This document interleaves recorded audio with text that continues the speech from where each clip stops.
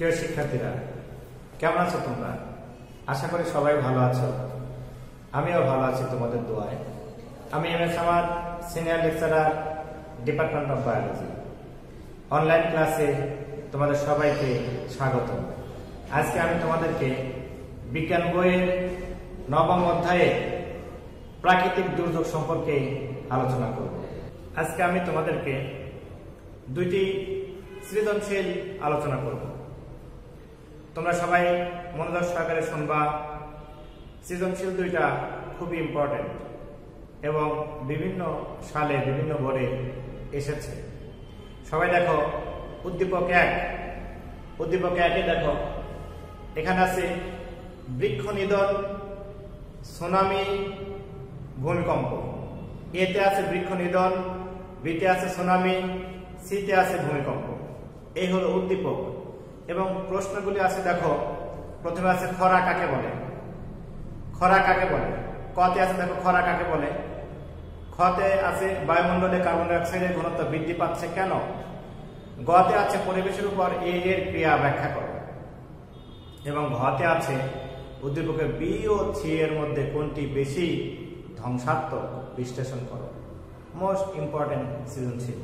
আমরা এখন এই সৃজনশীল আলোচনা করব এবং সবাই মনোযোগ সহকারে শুনব। প্রথমে আছে দেখো, খরা কাকে বলে। খরা কি? খরা শব্দের সাথে আমরা সবাই পরিচিত এবং আমাদের দেশে সাধারণত চৈত্র মাসে খরা দেখা যায়। একটানা কয়েকদিন বৃষ্টিপাত না হলে, মাটিতে যদি পানি না থাকে, তাহলে সেটাকে খরা বলা হয়। খরার অনেক খারাপ সাইড আছে। খরা হলে উদ্ভিদ মারা যায়, বিভিন্ন ধরনের রোগের সৃষ্টি হয় উদ্ভিদে। ওকে, খতে আছে দেখো, বায়ুমণ্ডলে কার্বন ডাই অক্সাইডের বৃদ্ধি পাচ্ছে কেন। বায়ুমণ্ডলে কার্বন ডাই অক্সাইড বৃদ্ধি পাওয়ার কারণ হলো বৃক্ষ নিধন। উদ্ভিদ কমে গেলে এবং মানুষের সংখ্যা দিন দিন বেড়ে গেলে সাধারণত বায়ুমণ্ডলের কার্বন ডাই অক্সাইডের পরিমাণ বেড়ে যায়। কেন? কারণ মানুষ শ্বাস প্রশ্বাসে কার্বন ডাই অক্সাইড ছেড়ে দেয়, নিঃশ্বাসে কার্বন ডাই অক্সাইড ত্যাগ করে এবং শ্বাস প্রশ্বাসে অক্সিজেন গ্রহণ করে।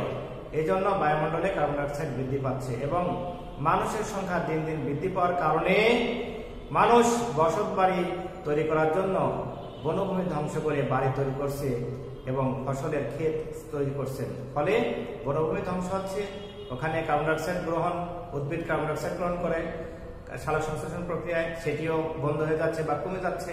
এদিকে মানুষ বৃদ্ধি পাওয়ার কারণে কার্বন ডাই অক্সাইডের পরিমাণটা বেড়ে যাচ্ছে।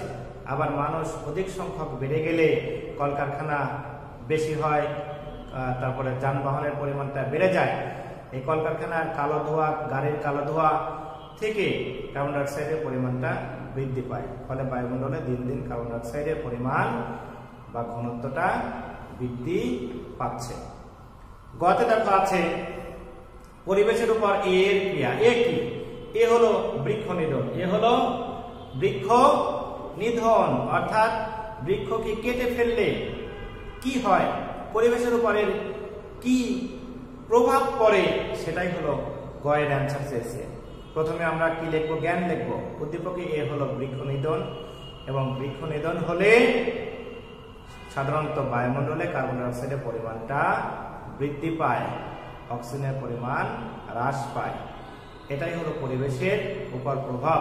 আর এই বায়ুমণ্ডলে কার্বন ডাই অক্সাইডের পরিমাণ বৃদ্ধি পেলে বৈশ্বিক উষ্ণতা দেখা যায়। বৈশ্বিক উষ্ণতা দেখা দিবে।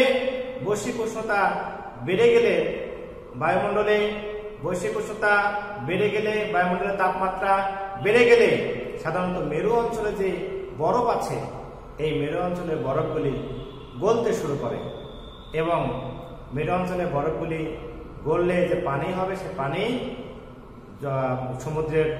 সমুদ্রে এসে পড়বে এবং সমুদ্রের উপকূলবর্তী এলাকা প্লাবিত হবে। তাই এর প্রভাব অনেক গুরুত্বপূর্ণ। সবাই দেখো, ঘ নাম্বার, উদ্দীপকে বি ও সি এর মধ্যে কোনটি বেশি ধ্বংসাত্মক বিশ্লেষণ করো। এটা হলো প্রশ্ন। তুমি উত্তর শুরু করবা প্রথমে জ্ঞান দিয়ে। প্রথমে জ্ঞান লিখবা, এরপরে অনুধাবন লিখবা, তারপর প্রয়োগ এবং উচ্চতর দক্ষতা লিখবা। তবেই তুমি 4-4 পাবা, অন্যথায় 4-4 পাওয়া সম্ভব নয়। দেখো, তুমি প্রথমে জ্ঞানে কি লিখবা? উদ্দীপকে বি হলো সুনামি এবং সি হলো ভূমিকম্প। বি ও সি এর মধ্যে অর্থাৎ সুনামি ও ভূমিকম্পের মধ্যে সবচেয়ে বেশি ধ্বংসাত্মক হলো ভূমিকম্প। এই পর্যন্ত জ্ঞান। এখন তুমি লিখবা সুনামি সম্পর্কে এবং ভূমিকম্প সম্পর্কে লিখবা, তারপর উচ্চতর দক্ষতায় চলে যাবা। সুনামি কি?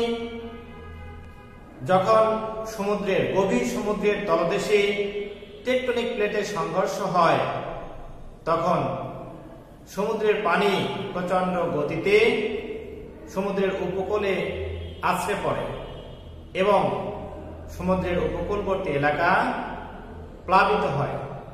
এই প্রচন্ড গতির কারণে, পানির অতিরিক্ত গতির কারণে উপকূলে বিদ্যমান মানুষের ঘরবাড়ি গাছপালা ধ্বংস হয়, ফলে প্রচুর মানুষ মারা যায়। তোমরা সুনামির কথা শুনেছ। 2004 সালে ইন্দোনেশিয়ার সুমাত্রা দ্বীপে সুনামি সৃষ্টি হয়েছিল, সেখানে লক্ষ লক্ষ মানুষ মারা গিয়েছিল।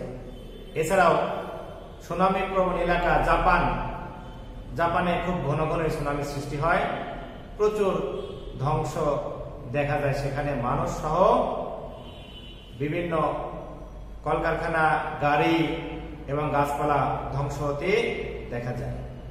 এবং তোমরা ছবিতে বা ভিডিওতে দেখে থাকবে যে গাড়ি বা প্রাইভেট কারগুলি সুনামির পানিতে ভেসে যাচ্ছে। তাহলে বুঝতে পারছো সুনামি হলে কতটুকু ধ্বংসাত্মক হতে পারে। এরপর দেখো আছে সি, ভূমিকম্প। ভূমিকম্প যখন ভূপৃষ্ঠের পৃথিবীর স্থলভাগের নিচে টেকটনিক প্লেটের সংঘর্ষ হয়, তখন ভূপৃষ্ঠের উপরে প্রচন্ড বেগে কাঁপতে থাকে। এই কম্পনটাই হলো ভূকম্পন বা ভূমিকম্প। এই ভূমিকম্পের কারণে ভূপৃষ্ঠে বিদ্যমান মানুষের তৈরি সকল স্থাপত্যগুলি ধ্বংস হয়। মানুষের ঘরবাড়ি, উঁচু দালান, কলকারখানা, মিল এগুলি এক মুহূর্তে ভেঙে যায়। মানুষ এই দালান বা বিল্ডিং এর নিচে পড়ে মানুষ মারা যায়।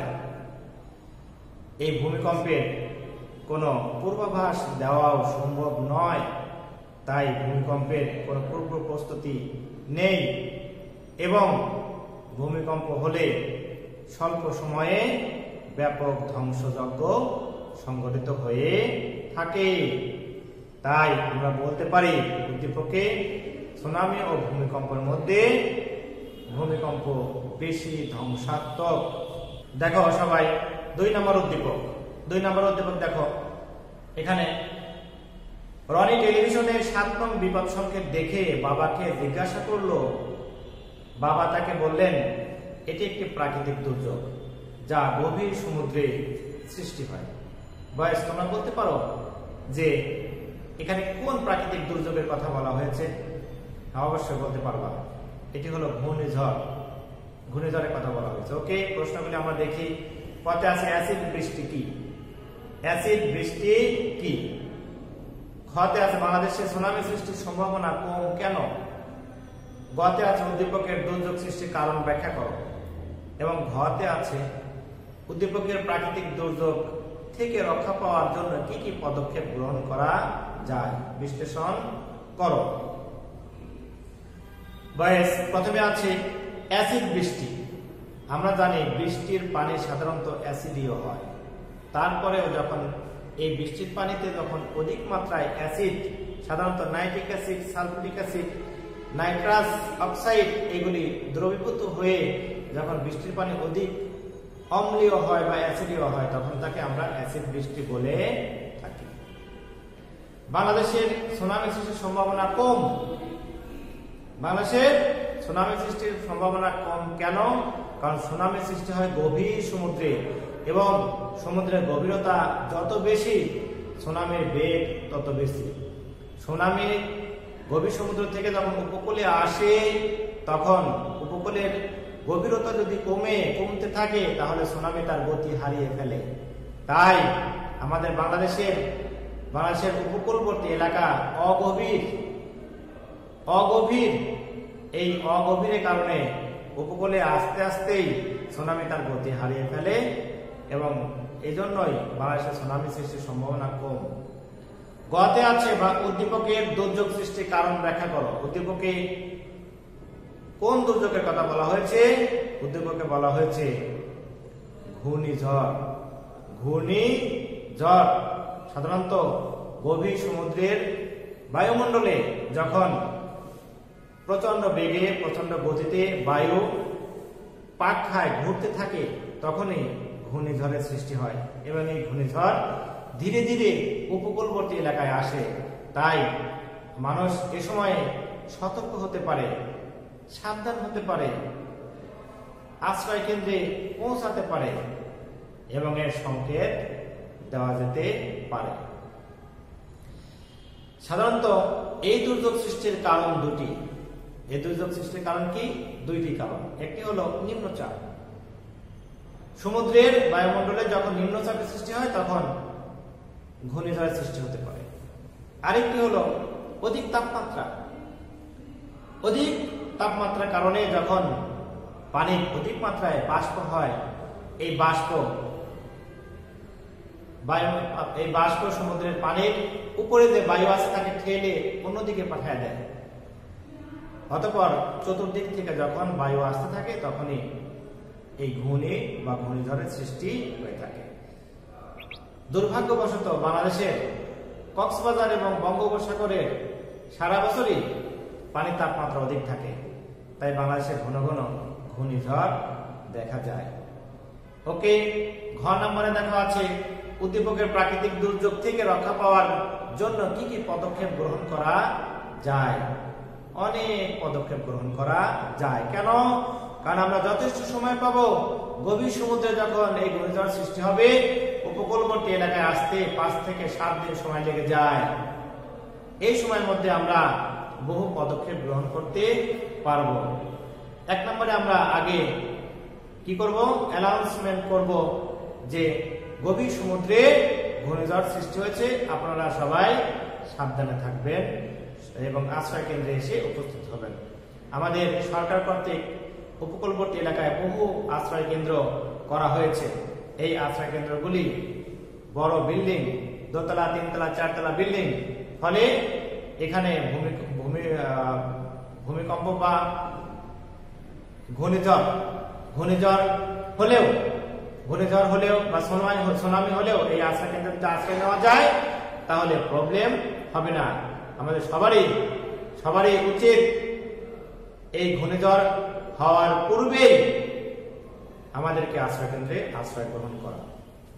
তোমরা 2007 সালে সিডরের কথা শুনেছো, 2009 সালে নার্গিসের কথা শুনেছো। এগুলি ঘূর্ণিঝড়।